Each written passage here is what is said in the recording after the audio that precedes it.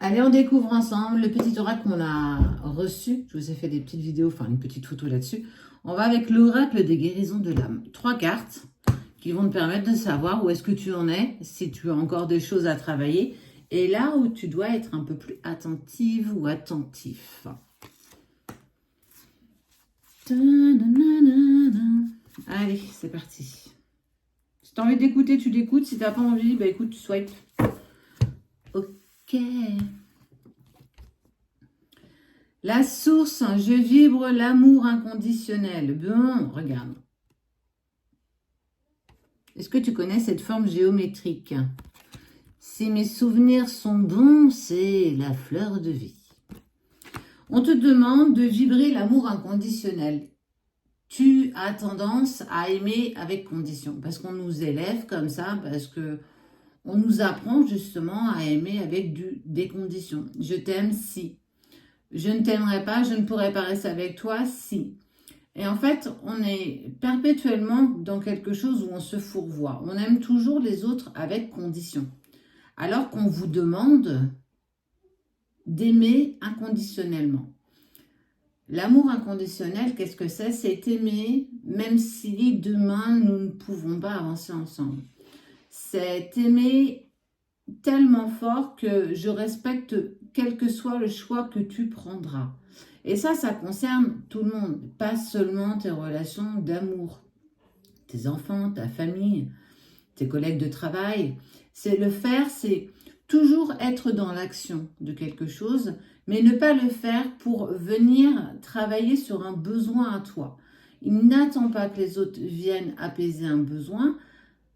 Essaye, toi, véritablement, d'apaiser le besoin que tu ressens. Tu as besoin d'être écouté, écoute-toi. Tu as besoin d'être aimé, aime-toi. Tout est, bizarrement, conditionné par le déconditionnement. Le plus dur dans tout ça, c'est se déconstruire pour se reconstruire. Donc, c'est ne plus être dans l'amour conditionné, mais être bien dans l'amour inconditionnel. Je t'aime. Mais aujourd'hui, je m'aime suffisamment que je n'ai plus besoin de toi. J'ai envie et je désire être avec toi. On n'est plus du tout sur les mêmes énergies. On est vraiment sur quelque chose où on communique. Attention aussi à tes croyances limitantes. En étant dans tes croyances limitantes, tu te mets dans le déni de ne pas pouvoir y arriver.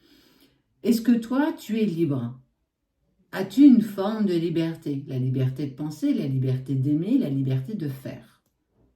Comment tu te positionnes un petit peu dans tout ça? Donc, apprends à aimer sans condition. Personne ne nous est dû. Nos enfants ne nous appartiennent pas. Les personnes que nous aimons dans un couple ne nous appartiennent pas non plus. La seule et unique personne qui t'appartient, c'est ton propre corps. C'est ton véhicule terrestre.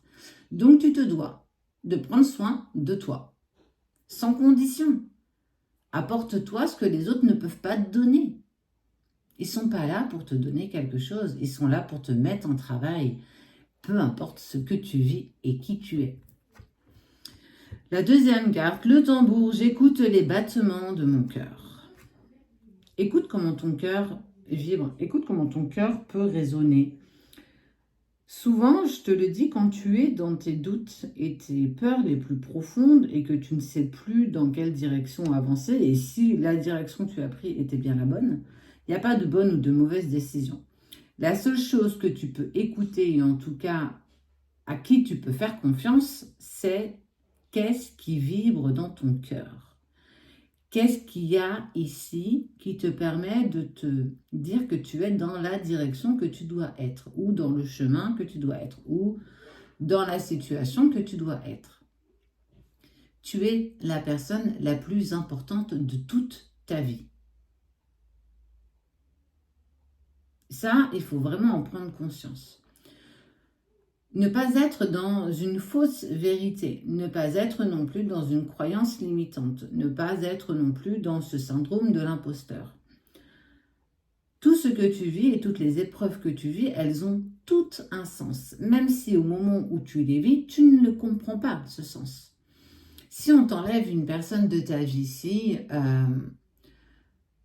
on t'éloigne d'une personne avec qui tu étais dans la dépendance affective, ne le prends pas comme quelque chose de... c'est pas juste. Prends-le comme une chance de pouvoir accepter de t'aimer suffisamment et de commencer à prendre soin de toi. Au premier abord, forcément, tu vas prendre ça comme une injustice. Mais pourquoi vous me l'enlevez? J'ai besoin d'être avec lui, j'ai besoin qu'il m'aime, j'ai besoin qu'il me parle. Ouais, clairement, tu as besoin de te parler, de t'aimer, de t'écouter, de te respecter. Et si on ne te l'avait pas enlevé, est-ce que tu serais dans ce chemin aujourd'hui? Soyons honnêtes, je pense pas. Ah, regarde cette carte. Le yin et le yang, le noir et le blanc, la dualité. Je trouve, dans la dualité, je dois trouver mon équilibre.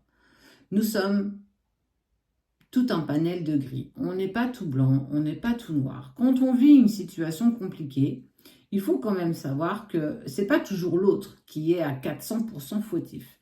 Il faut aussi savoir que nous le sommes, nous, quand on est mis dans une situation où on n'accepte pas ce qu'on nous dit, ce qu'on nous fait, et qu'on nous met dans une situation très inconfortable. Nous n'avons pas non plus pris les bonnes décisions. Forcément, chaque acte a des conséquences. Tu en vis peut-être aujourd'hui ces conséquences. Tu vis encore peut-être cette dualité, cet effet miroir que tu n'aimes pas chez l'autre. C'est ce que tu n'aimes pas chez toi. Qu'est-ce que tu peux encore apaiser, mettre en équilibre pour aller vers de l'amour inconditionnel, pour écouter ce que ton cœur te dicte? Parce que c'est bien l'ego. L'ego, il nous amène plein de choses. Mais serait-il temps peut-être d'écouter ton cœur? L'amour, c'est ce qui régit ce monde terrestre où nous sommes. L'amour. On est tous là à la recherche du bonheur. Tous. Peu importe ton niveau social, peu importe qui tu es, peu importe tes relations. On est tous à la recherche de la même chose. Ne faudrait-il pas commencer par t'aimer toi-même? Je pense que si.